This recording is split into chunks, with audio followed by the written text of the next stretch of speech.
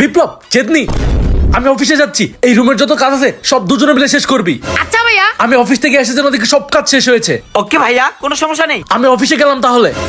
আল্লাহ, সব কাজ করতে হবে, রুমের তো কাজ আমি করতে পারবো না। ভাইয়া যেহেতু বলে গেল, তাহলে ফটাফট কাজগুলো শেষ করি।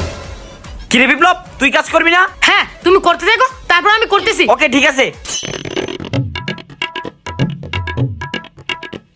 কিরে বিপ্লব, এখনো কাজ করতে উঠিসনি? কাজ কর। আমার অনেক পেট ব্যথা করতেছে, কিভাবে কাজ করব? আচ্ছা তাহলে তুই রেস্ট কর, আমি সব কাজ করতেছি। আচ্ছা ভাইয়া, আমার তো কিছু হয়নি, ভাইকে দিয়ে কাজ করাবো। 3 ঘন্টা পর। আল্লাহ গো, মনে হচ্ছে ভাই আসতেছে, কিছু একটা করতেই হবে। ভাইয়া, অনেক তো কাজ করলাম, এখন একটু রেস্ট করো। আর একটু কাজই পড়ে আছে, তারপরে রেস্ট করি। ভাইয়া, এইটুকু কাজ আমিই করি, যাও যাও যাও যাও। বড় ভাইয়া আসলে দেখবে আমি কাজ করতেছি। থাক, আমি একটু রেস্ট করি তাহলে। ঘুমাও ঘুমাও, একটু পরে তো মজা বুঝবা। কি রে, ভাইয়া, কাজ করতে করতে আমি শেষ। তুই একা কেন কাজ করতেছিস? মেজোটা কই? মেজো ভাইয়া ঘুমাচ্ছে। চেতনি, জি ভাইয়া, জি ভাইয়া। কাজ বাদ দিয়ে ঘুম কেন? হ্যাঁ ভাইয়া, আমি সারাদিন কাজ করতে করতে ক্লান্ত হয়ে গেছি, মেজো ভাই কিচ্ছু করে নাই। তবে রে, সারাদিন ছোটটাকে দিয়ে কাজ করাইছিস?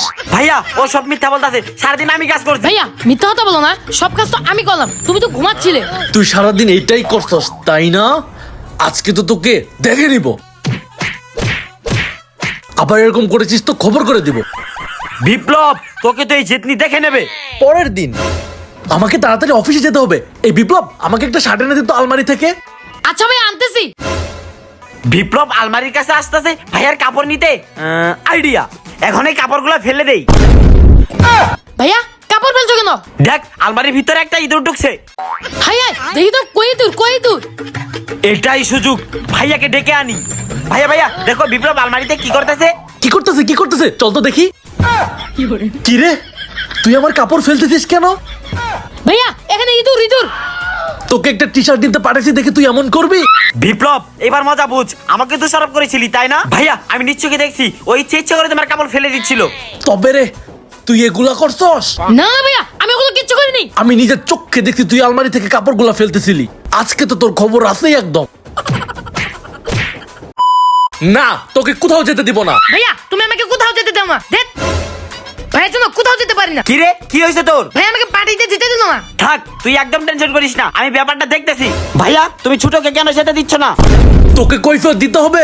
ভাইয়ের উকালতি করতে আসছিস? আরে ভাইয়া চুপ, বেশি কাহিনী করলে কিন্তু তোকে ঘর থেকে বেরোতে দিব না। আরে কি হলো কি হলো? এই কি হলো? ভাইয়া কি হয়েছে? জেঠনি মায়ের কি হয়েছে? ও ভাইয়া, বুঝতে পেরেছি বুঝতে পেরেছি। বিপ্লব, জলদি গিয়ে ডাক্তার ডেকে আন। আচ্ছা আচ্ছা ভাইয়া, আমি এক্ষুনি যাচ্ছি। ভাইয়া, ডাক্তারের ফিস লাগবে তো, টাকা দাও ওকে। এই বিপ্লব, একটু এদিকে আয় তো। ভাইয়া? এই নে টাকা। যা যা, মজা করে পার্টি করি। থ্যাংক ইউ ভাইয়া, থ্যাংক ইউ। অনেক মাস্তি করে আয়। কি ব্যাপার, 1 ঘন্টা হয়ে গেল এখনো ডাক্তার নিয়ে আসতেছে না? ভাইয়া থাক না, আমি তো এখন ঠিকই হয়ে গিয়েছি। ওয়াও, আজকের পার্টি শেষ ছিল। কিরে বিপ্লব, তুই পার্টিতে কেমন এনজয় করলি? ভাইয়া, তোমার আইডিয়াটা একদম কাজে দিয়েছে।